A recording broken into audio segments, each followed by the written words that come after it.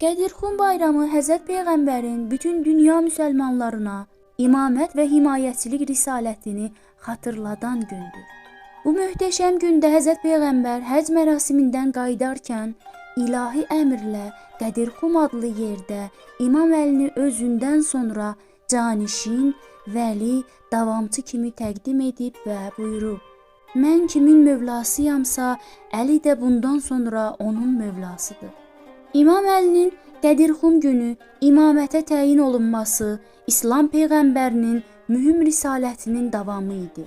Buna görə də Qədirxum bayramı çox böyük statusa malik olan bir bayram olaraq Eydullahi Əkbər, yəni Allahın böyük bayramı adlanır ki, bu günün savabının sayı bərabəri olmayan bəzi müstəhəb əməlləri çox tövsiyə olunur. Təzə və təmiz paltar geyinmək, ətirlənmək, şad və sevincli olmaq, müsəlmanlara təbrik söyləmək, qüsl almaq, namaz qılmaq, digər insanlara hədiyyə vermək, yemək ehsan etmək, İmam Əli əleyhissalamın ziyarətnaməsini oxumaq, möminlərin qəlbini şad etmək və problemləri ilə maraqlanmaq, şükür etmək və s. Bütün müsəlman bacı və qardaşlarımızın Qədirxum bayramı mübarək olsun.